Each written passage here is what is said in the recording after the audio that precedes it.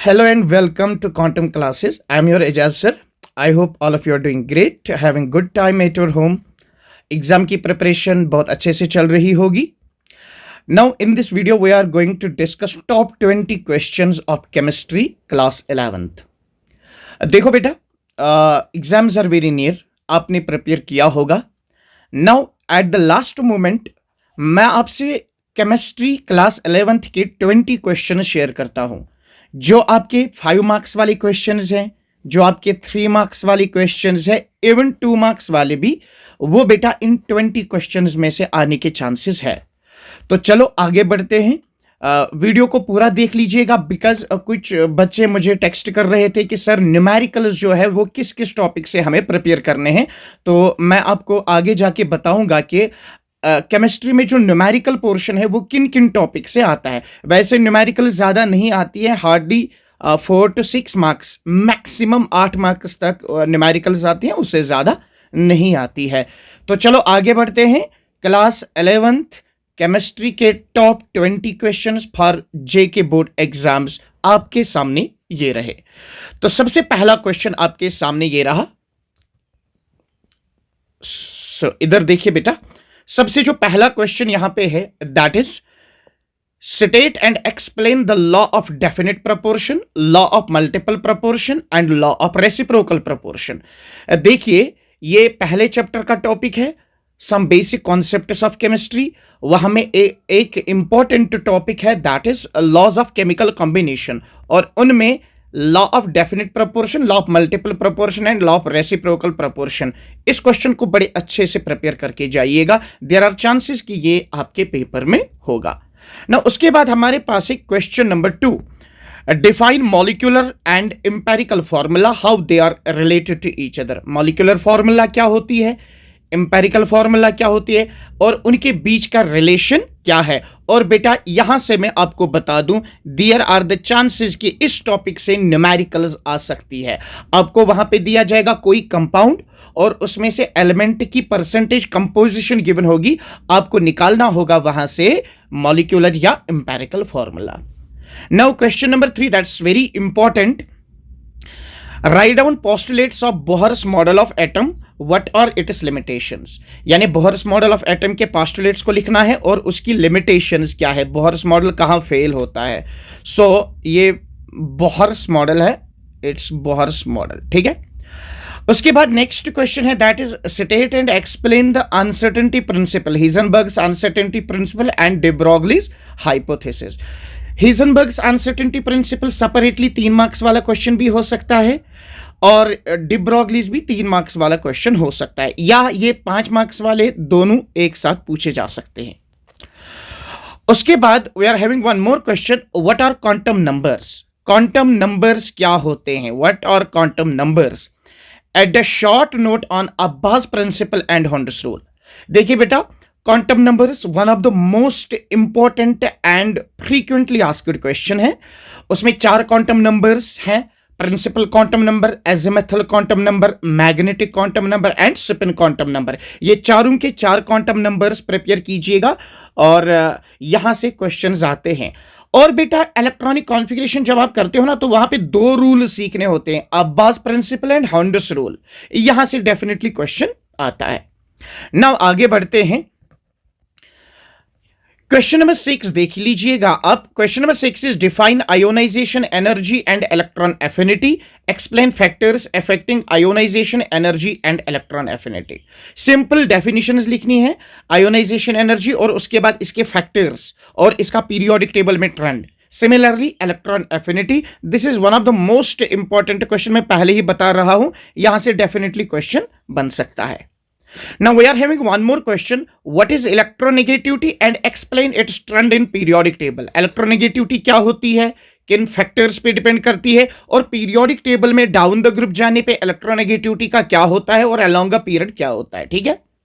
Now thermodynamics से question क्या बन सकता है, define internal energy, explain first law of thermodynamics. First law of thermodynamics is very important question. ये हर बार हर साल ये क्वेश्चन रिपीट होता गया है, और इसका मैथमेटिकल ट्रीटमेंट भी कीजिएगा.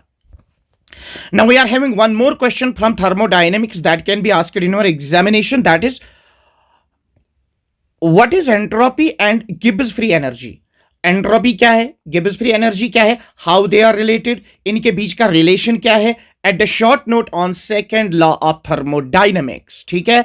एंट्रोपी, गिब्स फ्री एनर्जी, उनके बीच का रिलेशन, और सिंपल सा नोट लिखना है सेकेंड लॉ ऑफ थर्मोडाइनमिक्स। वो तो एंट्रोपी के बेसिस पे ही आप वो स्टेटमेंट दे सकते हो।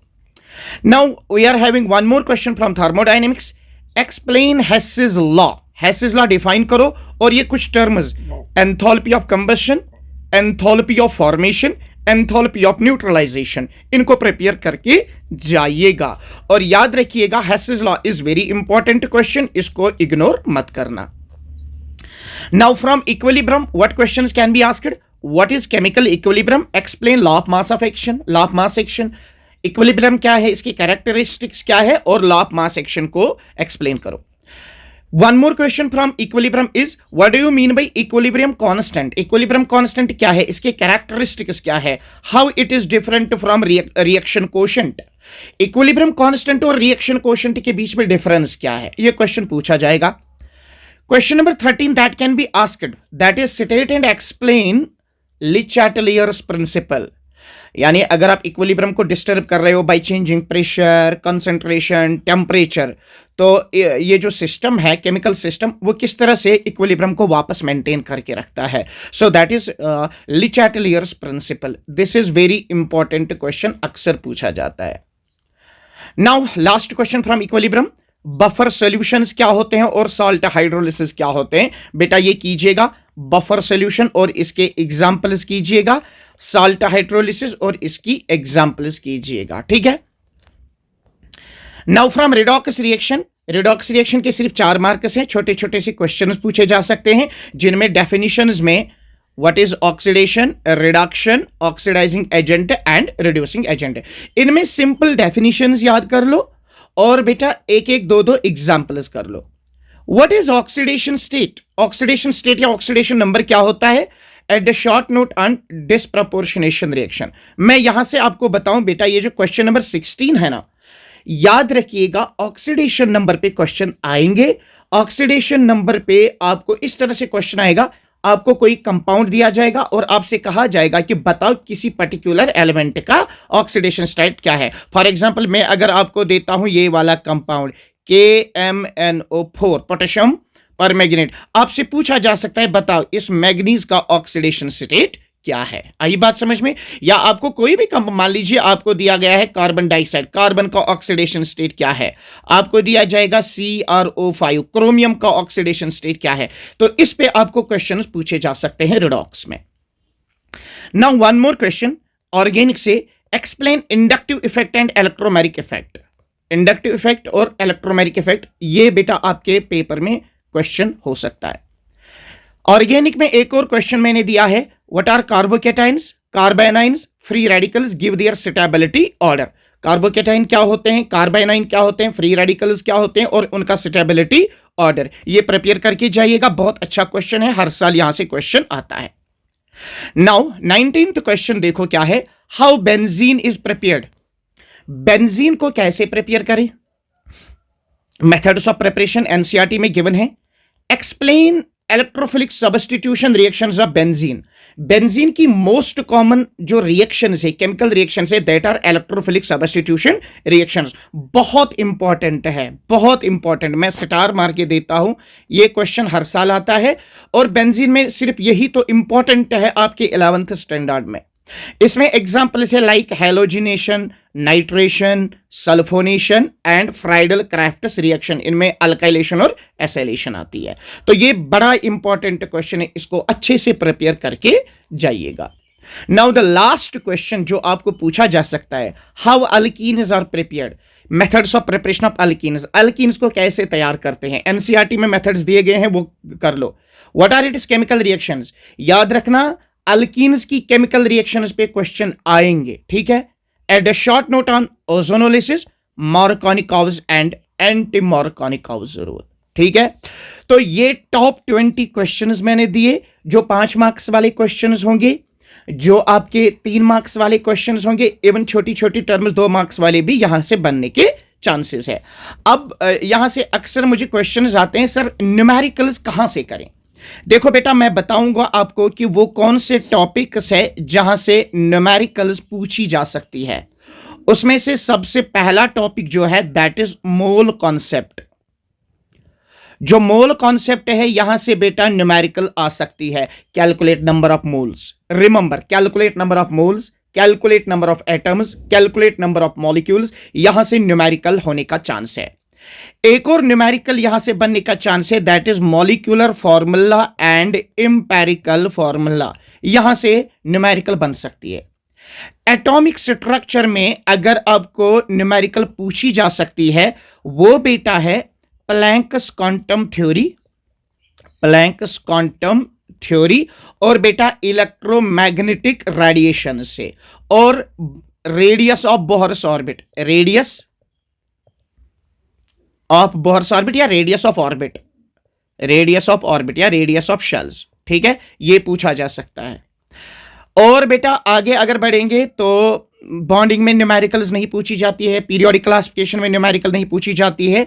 हां, थर्मोडायनेमिक्स में चांस है, वहां पूछा जा सकता है। जो थर्मोडायनेमिक्स है वहां अगर चांस होगा तो फर्स्ट लॉ ऑफ थर्मोडायनेमिक्स, ये वाली delta E is equal to Q plus W, इस इक्वेशन पे क्वेश्चन, या work is equal to minus P external delta V, यहां से क्वेश्चन बनने के चांस होंगे।